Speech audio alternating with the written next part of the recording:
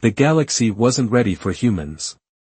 For eons, the Varan Alliance had ruled the stars, a coalition of sleek, shimmering ships and towering cities built by species who prided themselves on order. The Varan were a mix of beings, some glowed with energy, others had claws that clicked like machines, but all agreed on one thing: rules kept the universe spinning. Then came humanity, crashing into the galactic scene with rusty ships, loud laughs, and a habit of breaking every rule they didn't know existed. To the Varan, humans were a glitch in their perfect system, a species too curious for their own good. On a dusty mining planet called Rykon 7, that glitch sparked chaos. The planet sat on the edge of Varan space, a ball of red rock rich with crystals that powered their fleets. A small human crew had landed there months ago, hired to dig alongside an alien outpost. Their ship, the Stellar Mule, was a relic, creaking metal and flickering lights, barely holding together. The Varan overseer, a wiry creature named Torv, watched them with narrow eyes. His scales shimmered faintly, a sign of his irritation.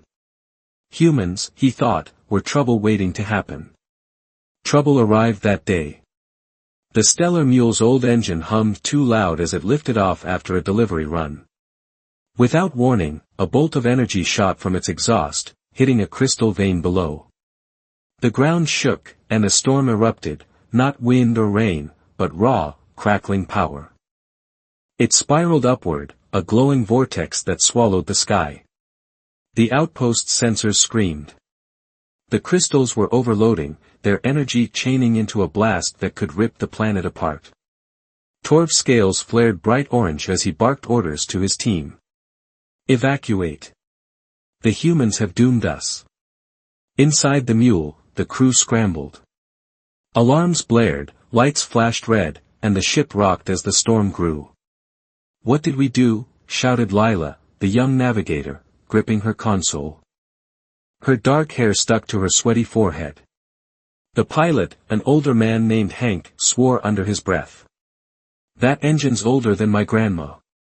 Must have sparked something down there." He wrestled the controls, trying to pull the ship away, but the storm dragged them back like a magnet. In the engine room, Jake, the mechanic, stared at the mess.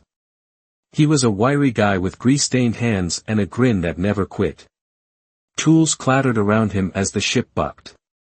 The engine glowed hot, spitting sparks, and a screen showed the storm surging below. "Captain, we're cooked." Hank's voice crackled through the comms. "That mess'll blow the outpost, and us, in 10 minutes flat." Jake scratched his head, then chuckled. 10 minutes. Plenty of time. Lila burst in, wide-eyed. "Torv's screaming we've broken 16 laws of physics. He says it's impossible to stop."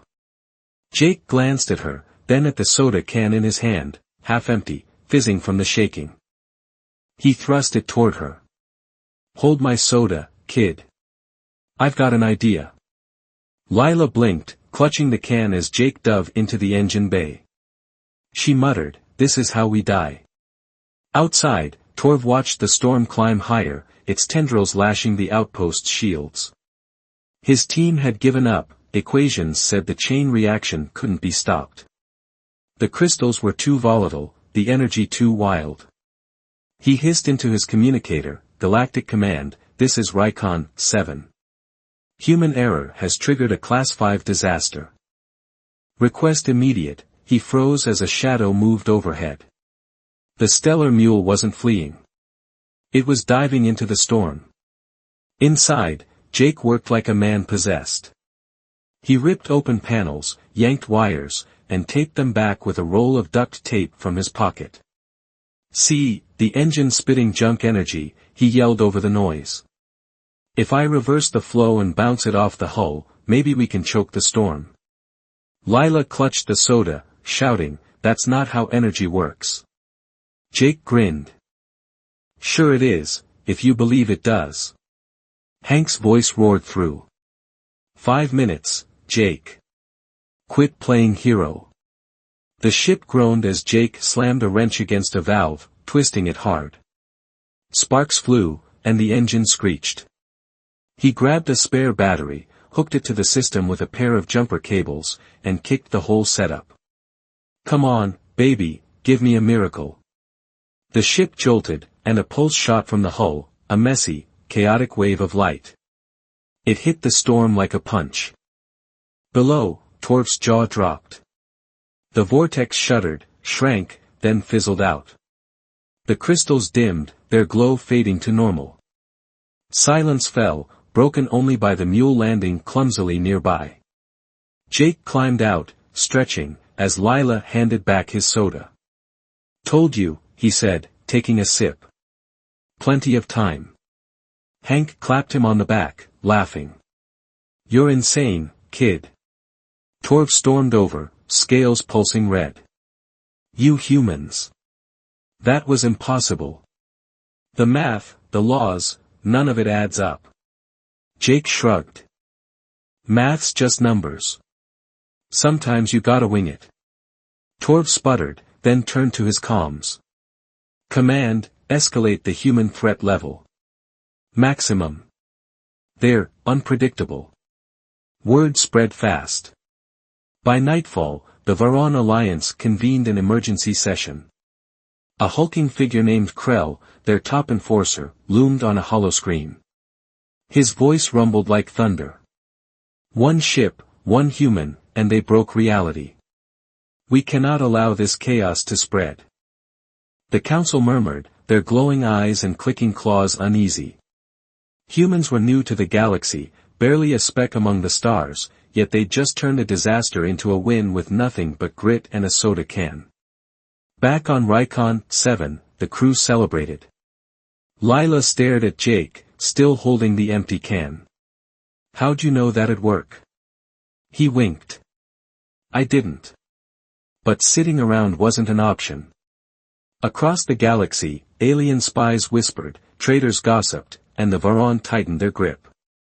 Humanity had lit a spark, one that could burn bright or set the stars ablaze. And somewhere, a mechanic sipped his soda, blissfully unaware he'd just rattled the universe. The news of Rykon 7 zipped through the galaxy faster than a comet. A human crew, barely trained, flying a junk heap, had stopped a disaster that should have swallowed a planet. The Varan Alliance didn't like it. Their cities hummed with unease, their ships patrolled tighter, and their leaders whispered about the human problem. To them, order was everything, and humans were a storm they couldn't predict. But not everyone agreed. In shadowy corners of trading hubs and flickering bars, some aliens started to wonder, what if the humans were onto something? On Nova Prime, Earth's biggest colony, life buzzed along. It was a dusty rock too, but humans had turned it into home, patchwork farms, loud markets, and ships blasting music into the void. The Varan had allowed the colony as a test, a leash to keep humans in check. That leash snapped tight when Krell arrived. He was a mountain of an alien, 7 feet tall with arms like steel beams and a voice that made the ground shake. His ship, a sleek Varan cruiser, landed with a hiss, and he stepped out, flanked by guards with glowing spears. The message was clear, the galaxy was watching, and it wasn't happy. Krell marched to the colony's edge, where fields stretched under a weak sun. A crowd gathered, curious kids, grumbling workers, and one farmer named Mia. She was short, tough as nails, with dirt under her fingers and a straw hat tilted back. She'd been coaxing crops from Nova Prime's dead soil for years, fighting drought and dust. Lately, though, the land had given up. The Varan sensors confirmed it, the soil was barren, drained of life. Krell pointed a claw at Mia's wilted fields. "Your kind causes chaos," he boomed. Rykon 7 was a warning. "Cease your reckless ways, or we will cease them for you." Mia squinted up at him, unimpressed. "Reckless? We're just trying to eat." Krell's eyes narrowed. "Your machines fail. Your crops die. Accept it and leave. This planet rejects you." He waved at the cracked earth, his guards nodding like they'd won already. The crowd murmured, nervous. Mia's friend, a wiry guy named Tim, leaned close. He's got a point, Mia. Soil's toast. Even our tech says it's hopeless. Mia sipped her tea, lukewarm in a chipped mug, then handed it to Tim. Hold my tea, will ya? I've got some thinking to do. Tim groaned. Oh no, not this again. But Mia was already moving. She trudged to her shed, a shack of scrap metal and hope, and started tinkering. Inside, gears clinked, wires sparked, and a battered radio played old Earth tunes. She'd heard about Rykon 7, Jake and his soda stunt, and it lit a fire in her. If one human could fix a storm, maybe she could fix a field. She dragged out an old water pump, a busted solar panel, and a crate of junk nobody wanted. Hopeless, huh? She muttered. We'll see. Krell waited, arms crossed, as hours passed. The crowd thinned, but Tim stayed, clutching Mia's mug like a lifeline. Dusk fell, painting the sky purple, when Mia emerged. She hauled a contraption that looked like a nightmare, pipes twisted together, a fan spinning crooked, and a hose duct-taped to the side. What is that? Tim asked, stepping back. Mia grinned. Something stupid. Plug it in. He hesitated, then flipped a switch. The machine coughed, rattled, and roared to life. A jet of mist shot out, sparkling in the fading light. It wasn't just water. Mia had rigged the pump to pull moisture from the air, mix it with crushed rock, and spray it like rain. The Varon guards laughed, a harsh clicking sound. Foolish human, one said. That cannot revive dead soil. Krell didn't laugh. He watched, silent, as the mist settled.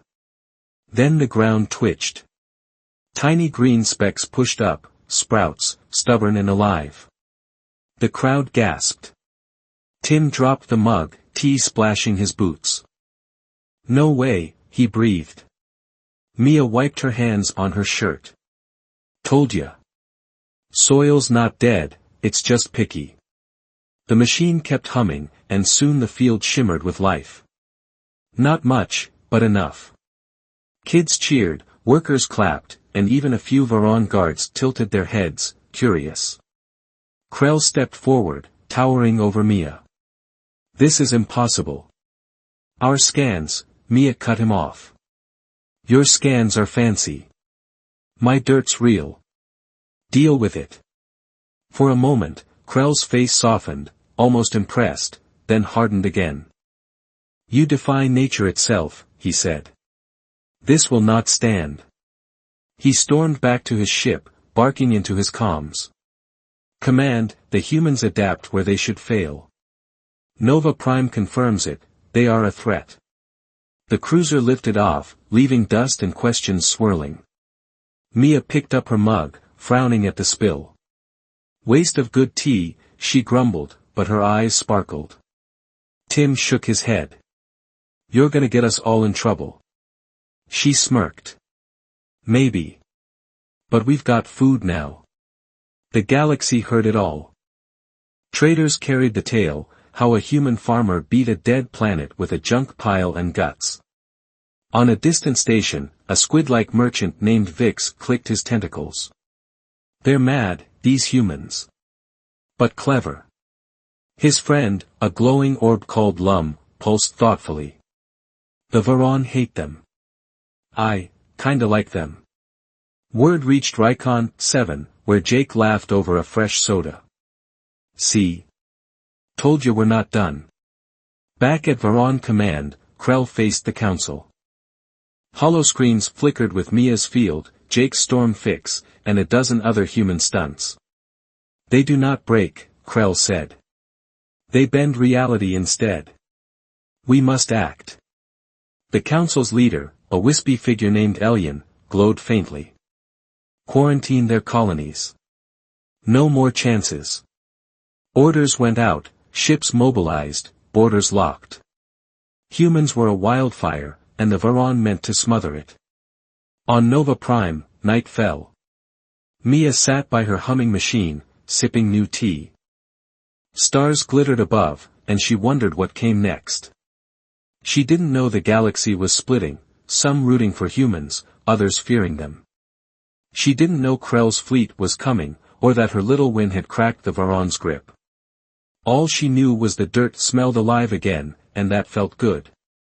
Across the colony, others felt it too, a spark growing, a defiance brewing. Humans weren't just surviving. They were pushing back, one crazy idea at a time. Far away, a Varan scout ship picked up a signal, a human broadcast from Nova Prime, rough and cheerful. "Hey, Galaxy, we're still here. Who's next?" The scout's crew shuddered. The Varan tightened their plans, but in the dark, other species listened, intrigued. The wildfire wasn't dying. It was spreading.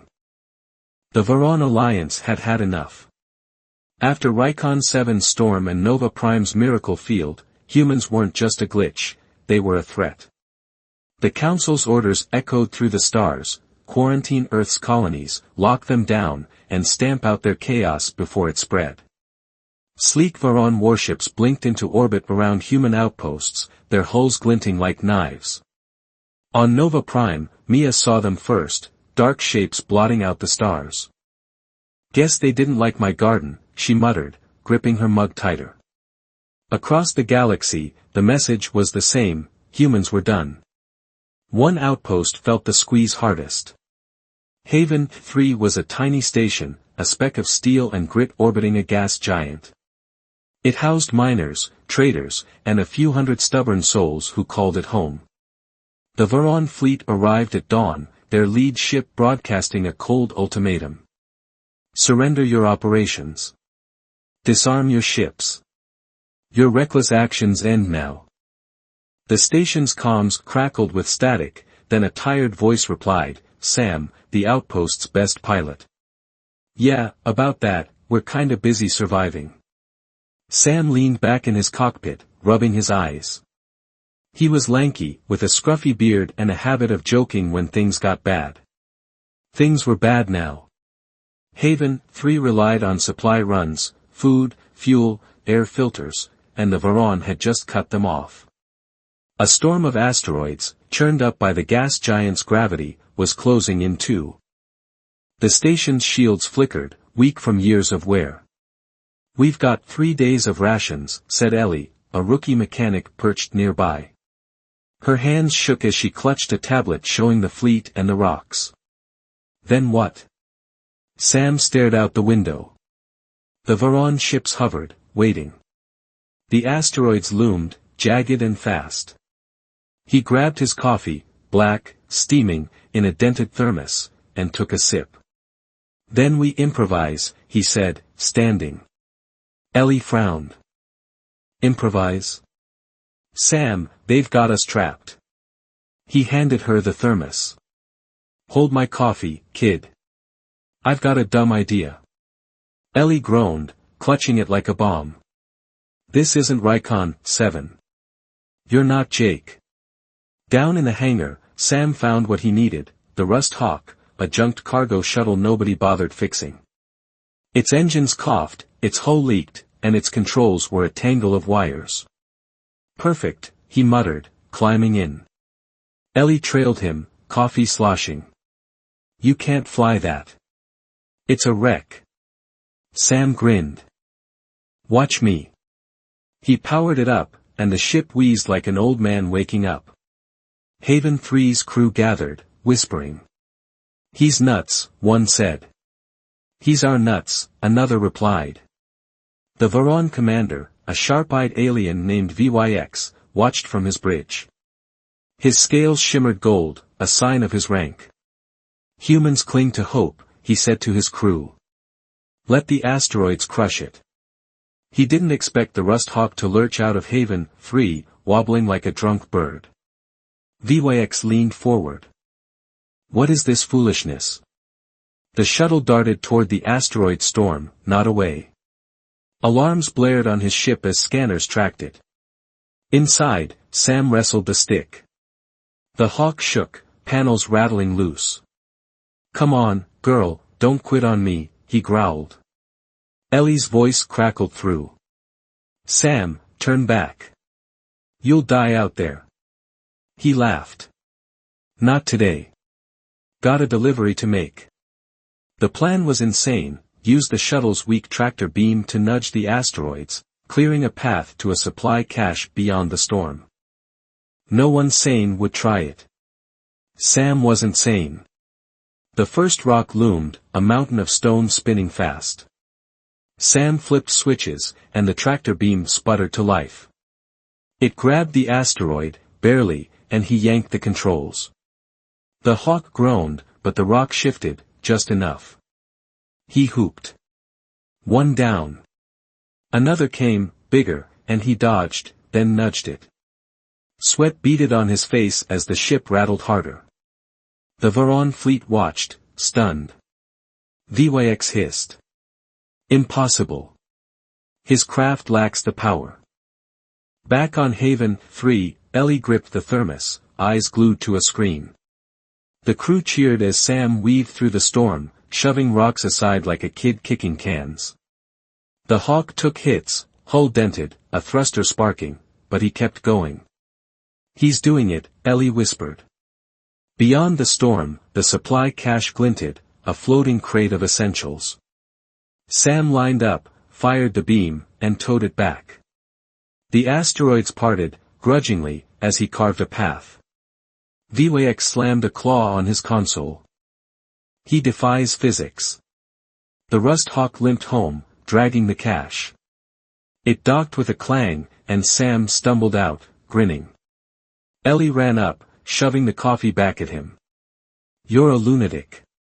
He took a sip, wincing. Cold. But worth it. The crew erupted, hauling supplies inside, food, air, hope. Haven 3 wasn't dead yet. The Varon fleet didn't fire. VYX stared at his screens, scales dimming. Report this, he snapped. They survive where they should fail. Word raced through the galaxy again. On Nova Prime, Mia heard it over a crackling radio and laughed. That's the spirit. On Rykon 7, Jake toasted with his soda. Knew we weren't alone. But the Varon weren't done. VYX's ship beamed a new order: escalate containment. No more warnings. The breaking point hit fast. Haven 3's stunt lit a fuse, other colonies fought back. On a moon called Tarsus, miners rigged junk bots to scare off Varon scouts. On a trade hub, kids flew drones into patrol ships, giggling as they crashed. The galaxy split wider. A bird-like alien named Rix, a merchant, watched Sam's run on a pirated feed. They're wild, he chirped to his crew. I want in. A gas cloud being called ZYN pulsed agreement. They defy. We could learn. On Varon command, Krell faced the council again. Holoscreens showed Sam's flight, Mia's field, and a dozen new rebellions. They multiply, he growled. Quarantine fails. Elyon, the wispy leader, glowed brighter. Then we strike. End them before they break us. Ships powered up, weapons hot. The Varon meant war. On Haven 3, Sam sat with Ellie, sipping fresh coffee. The station hummed, alive. Think they'll leave us alone? She asked. He chuckled. Nope. But we've got more tricks. Outside, the gas giant swirled, and the Varon fleet loomed. The galaxy held its breath, torn between fear and awe. Humans weren't just surviving, they were fighting, one mad gamble at a time. And somewhere, a pilot's coffee grew cold, waiting for the next impossible move. The galaxy was a ticking bomb, and the Varon Alliance held the fuse. Their warships circled human colonies like sharks, engines humming with menace. After Sam's asteroid run, Mia's field, and 100 other stunts, the Varon had lost patience. On their command ship, Krell stood before Elyon, the council leader, his scales dark with resolve. They defy us at every turn, he said. Quarantine failed. Rebellion grows. We must erase them. Alien's wispy form pulsed. Agreed. Send the ultimatum. Surrender or burn. The order went out, a cold voice booming across every human outpost: disarm. Kneel. Or face annihilation. On Haven 3, Sam heard it through static, coffee in hand. Well, that's rude, he said, grinning at Ellie. On Nova Prime, Mia listened over her radio, tea steaming. Kneel. They don't know us. On Rykon 7, Jake cracked open a soda. Guess it's go time. The Varon expected fear, surrender, silence. Instead, humans started talking, radios buzzing, signals bouncing between colonies. They weren't planning to kneel. They were planning something big. It started on Haven 3. Sam called a meeting in the hangar, the Rust Hawk still smoking from its last run. They've got ships, guns, tech we can't match, he said. The crew nodded, grim. So we don't fight their way. We fight ours. Ellie raised a hand. What's that mean? Sam winked. Something dumb that works. Across the galaxy, others joined in. Mia patched in from Nova Prime, her voice crackling. I've got a crazy machine idea. Jake chimed from Rykon 7. Count me in. Got tools and a hunch. The plan was madness, even for humans. A dying star, Epsilon 9, sat near Varon space, ready to blow into a supernova. The Varon ignored it, too chaotic, too wild. Humans saw a chance. We redirect it, Sam said. Turn that boom into a signal, show the galaxy we're not done. Mia added, I can rig a broadcaster, blast a message through the energy. Jake laughed. I'll tweak some junk to catch the wave. Let's make it loud. The Varon wouldn't see it coming. Days raced by. On Nova Prime, Mia built her machine, a tower of pipes, wires, and glowing crystals scavenged from Rykon 7. It hummed, shaky but alive, aimed at the stars. On Haven 3, Sam and Ellie patched the Rust Hawk with anything they could find, old shields, a tractor beam booster, even a busted radio for luck. On Rykon 7, Jake turned mining drills into signal relays, grinning as sparks flew. The Varon fleet closed in, unaware, their ultimatum's deadline ticking down. The moment came fast. Epsilon 9 flared, its core collapsing. The Varon fleet hovered near Haven 3, weapons hot, ready to strike. Krell's voice boomed again. Your time is up. Sam climbed into the Hawk, coffee thermos in hand. He handed it to Ellie. Hold my coffee. Let's dance. The shuttle launched, wobbling toward the star. Mia fired up her broadcaster, its lights pulsing. Jake flipped switches, relays glowing. The galaxy watched, tense. Sam flew into chaos. The star's edges burned, spitting fire and radiation. The Hawk shook, hull creaking, but he aimed the tractor beam. Catch the wave, girl, he muttered, pulling power from every system. The beam latched onto the star's energy, wild, untamed, and yanked. It wasn't science, it was guts. The ship groaned, lights dimming, but the energy bent, streaming toward Nova Prime. Varon scanners screamed. What are they doing? VYX shouted from his bridge. On Nova Prime, Mia's machine roared. The supernova's power hit it, a flood of light and heat. The tower trembled, pipes bursting, but it held. Come on, baby, she yelled, slamming a lever. The energy surged through, blasting a signal, sound, images, a human voice. Jake's relays caught it, amplifying it across the stars. The message was simple, rough, human, hey, galaxy, we're here.